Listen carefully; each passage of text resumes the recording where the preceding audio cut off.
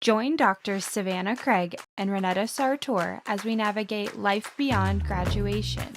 Real conversations about forging our own paths in our early years in our careers. There's a reason it's called practicing dentistry. Welcome back to Beyond Graduation with Dr. Craig and Dr. Sartor.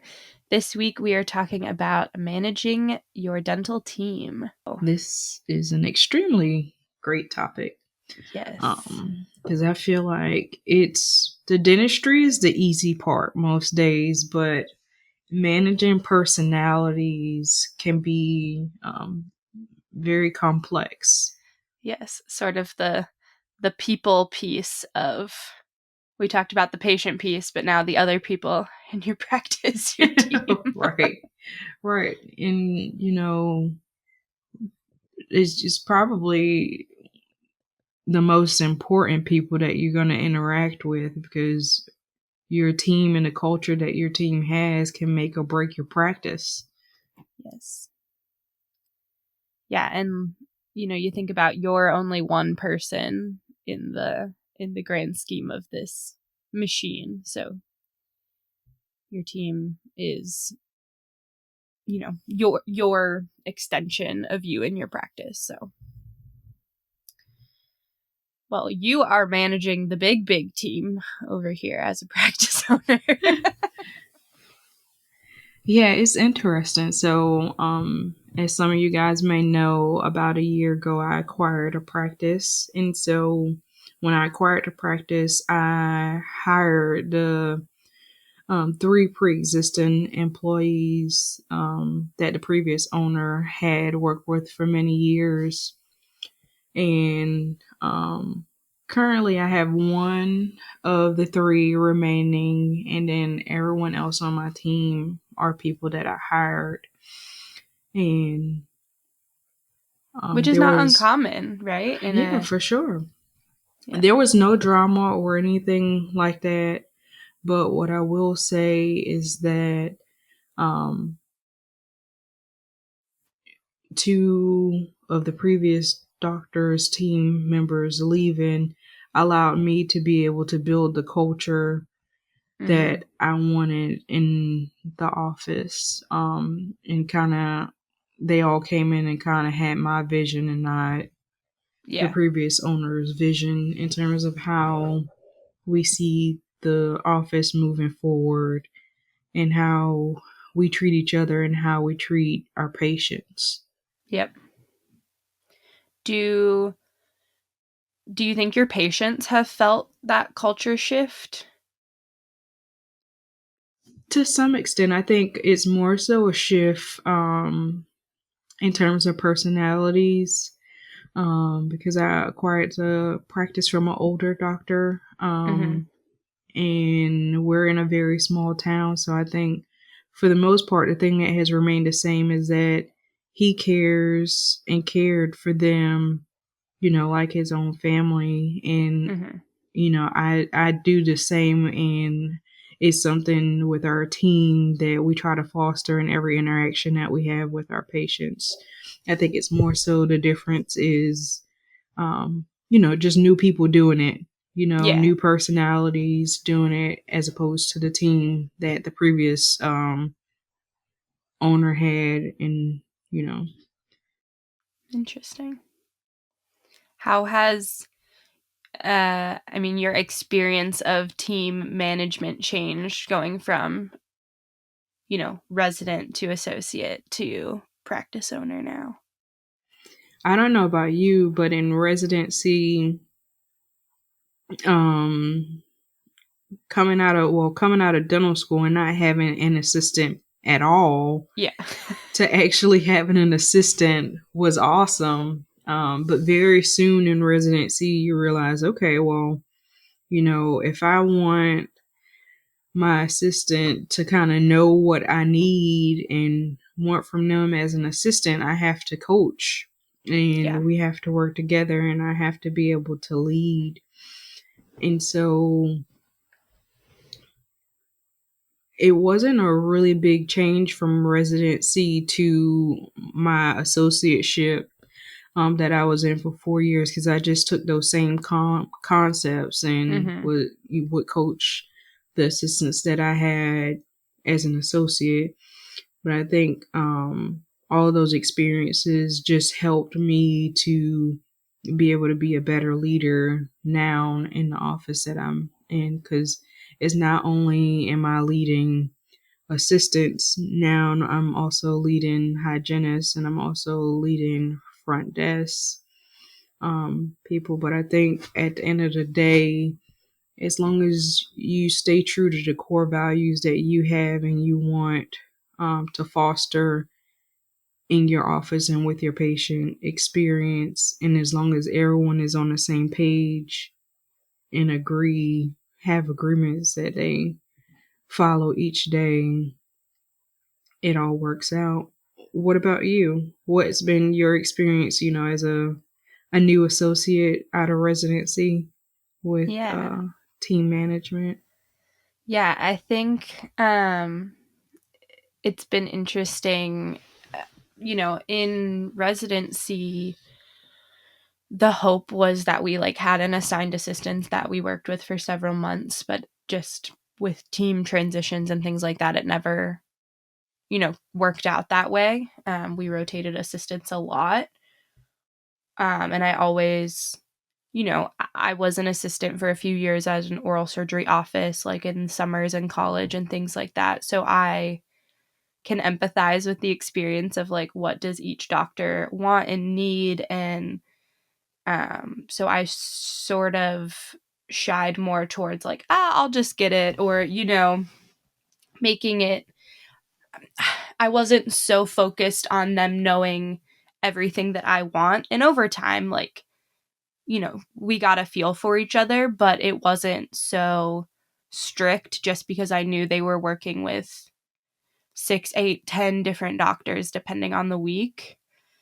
And so in my associateship, I do have a dedicated team at the 2 offices that I'm at. However, when I'm not there, they're working with other doctors still.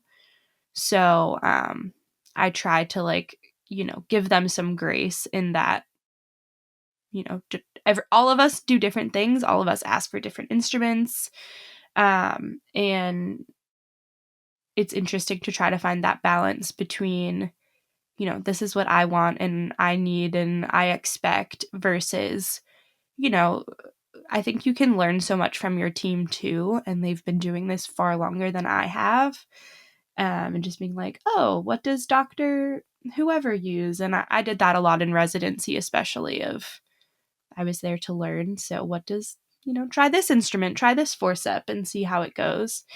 Um, but I think the struggle in my associateship has been determining when to step in and coach, when to not demand, that's not the right word, but you know what I mean, have certain almost like my personal clinical operating procedures for what I expect for certain procedures. And it took time because some days I don't know what I want, so I can't expect my assistant to read my mind when I don't even know what I'm going to need. And so a lot of times I'm like, just grab anything and everything. We're not going to open it, but I would rather it be in the room with us than. And so it's been interesting to see because there have been things that I've been very vocal about. This is how I want it. This is what I need you to help me do. These sorts of things, and other things that I've just, I've stayed consistent with, but haven't necessarily vocalized it. And it's interesting to see the things that they pick up on over time. And maybe it's taken a little bit longer than had I come in and been like, this is exactly, my armamentarium for extraction of number 6. But I think it also gives them some agency to like learn how I work. And, I think that sticks a little bit more than like giving verbal direction sometimes. Have you had any situations where there may have been like a misunderstanding or confrontation amongst the team, and how have you dealt with or managed that situation? Yeah. I think one of the most interesting things coming from, I'm a very new grad. Let's put it out there, coming from dental school, residency, it's still so new to me to have an assistant. And in residency, we still, as the residents, took on a lot. We were pouring up our own models, we were, writing our own notes, all of those things. And so there's a lot of expectation for my assistants to take control of a lot of things. And a lot of it's stuff that I don't even know that they can or should according to other doctors be doing for me. So there have been moments where, you know, it's just going to be faster, in my opinion, for me to go directly to the front desk and have a conversation rather than tell my assistant and then have my assistant go to the front desk.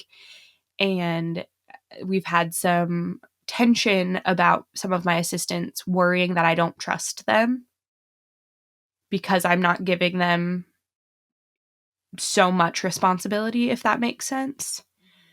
And so I've had to have conversations very frankly of, no, it's not that I don't trust you. I'm just not trying to put all of this on you. We're a team.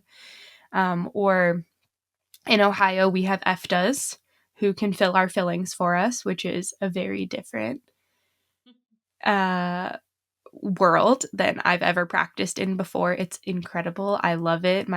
Shout out to the EFTAs. They do faster, more beautiful fillings than I can do, and it's awesome. I love it.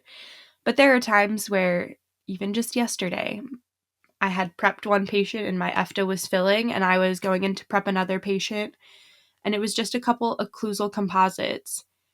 And the time it would have taken for me to get up, go find another EFTA, or wait for my EFTA to finish filling the other patient, we would have all been staying late.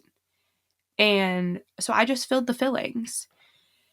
And my EFTA came to me and was like, "Oh my gosh, did you not trust me to fill those fillings?" And I was like, "No, I am positive you can do occlusal composites, but I didn't want all of us to stay late. We're a team. You were doing your job in that room. You know what I mean? And if I would have waited for you to come fill those fillings, it would have put all of us behind." And I was already sitting there. I am capable of doing an occlusal composite. And so it's just been uh, interesting, I think, for them to see me take more responsibility, not more responsibility on myself, but um, I haven't had the luxury of these other roles for so long. So it's nothing for me to, go pour up a model or, I just think we're all a team and we all need to work together. But I think it's taken them a minute to realize that that's not a knock to their character or to their abilities. It's just part of teamwork, in my opinion. Yeah, I think you bring up a great point, and it's something that I like, and I think it's pretty important in terms of managing a team or just managing relationships with people in general. I like that as soon as your assistant, had those thoughts, you were there to address them so Yeah. that it didn't have time to fester and become a bigger Yes. issue. Yes. And I have found that that's been something that has been really helpful to me, especially as a new practice owner, that Yep. is as soon as, any type of negative talk or, down talk of emotions amongst the team begins to happen, I'm able to kind of step in Mm-hmm. and have those conversations so that it doesn't become something bigger that ruins the culture of, what we've worked so hard to try to build. Yeah. Because, a lot of times that word trust that you said, it can take a long time to build trust, but with, very little, trust can Mhm. be destroyed too. So, um, I think I love what you said about, being a team player. And I think everyone on your team, while it's taking them a minute to like get used to it, Yeah. I think they will 100% appreciate it, because by you stepping up and not dictating, you do this and you do that, you're showing them that, okay, we're a team, and I don't think I'm better than you because I'm a doctor. Right. I'm willing to jump in and help so that all of us can get home to our families. Exactly. Exactly. And I think um just reminding them of like, we all have weird days, bad patient interactions. We've all looked at our whoever weird across a patient, and I can take those things so personally, and just like you said, reminding them, let's nip it in the butt. Like, come to me if we've had an interaction, or maybe something I said came across snippy or demanding. Like, I've really tried to tell my team, like, please just come to me and let's address it immediately. um and I think that's really helped too. And I try to meet with them at least once a week and be like, all right, these are the things that went really well, these are some things that we need to adjust to. And I've really tried to, like I said, give them grace of like, I know you're working with so many other doctors, and I have my own quirks and, you know, my own note templates that I stole from residency that are way more detailed than anybody else. And, just I think reminding them that like we're all learning together, and as long as we're taking good care of our patients, you know, it's going to be okay.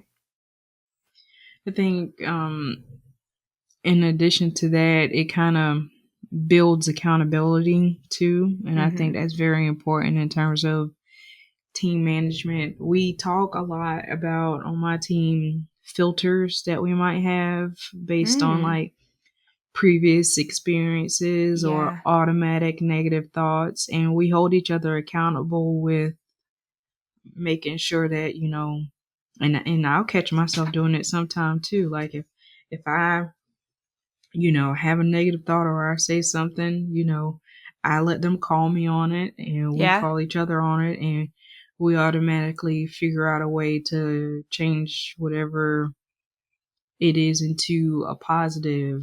And Yeah. just try to do our best to work together. I And think at the end of the day, like you said, it just boils down to transparency and honesty, and then everyone just knowing that we're in it together.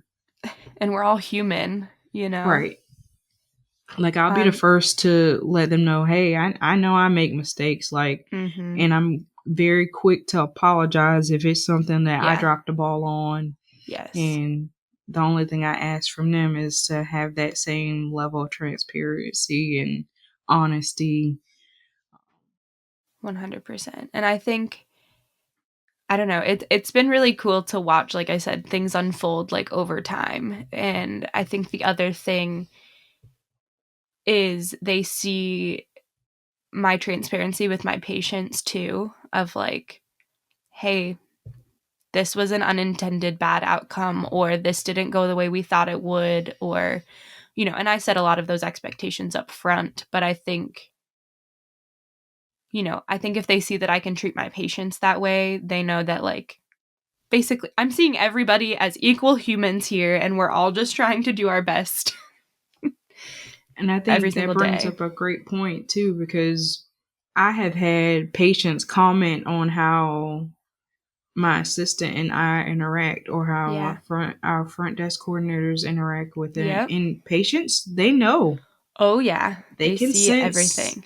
Yeah, they can sense toxicity. They Yep. can sense when, they know that people in the office, team members are treated well and when they Yeah. aren't. Yeah. And I think that all goes back to, the culture. For sure. Yeah, I was reading we love to read here on this podcast. I was reading Daring Leadership, Brené Brown's book. And one of like the core pieces of it is just like if you assume that everyone is doing the best they can, then, if things aren't going the way you want it to, what like resources or support or training do they need, to get to that, versus like if you assume people are lazy or, you know, ignoring what you're telling them to do, then, that's a very different style of leadership than, okay, I'm assuming everyone is trying their best. What piece am I as the leader missing, to give my team the chance to succeed? And I think sometimes that's just respect and trust. And I think that's very important. Every review Yeah. that or meeting that I have with the team, I always ask them, what are things that you guys need from me Yeah. to make things better for you, to make us be able to work easier and more efficiently. And I think that's pretty important, because the same way I'm reviewing their performance, they also have the opportunity to tell me ways that they think I can improve too. Yeah. And I try to like humbly remind myself that like you can unplug me from this equation and input another dentist and this team still runs, at a certain extent. But I can't do my job without them, Like, That's a very, very good point. yeah. I think that's a good point to end this week's episode on. Thank you guys so much for tuning in. We'll see you next time. Thank you for joining us for this episode of Beyond Graduation. If you enjoyed this week's episode, be sure to share it with a friend. Connect with us on social media, Savanah Craig, DDS, and Dr_Sartor. And remember, you are not alone on this journey. This episode was sponsored by the Dental Residency Guide and the Beyond Graduation ebooks. These ebooks can be found at ignitedds.com/ebooks. Thank you so much for listening to Beyond Graduation, brought to you by Ignite DDS and Future Dentists.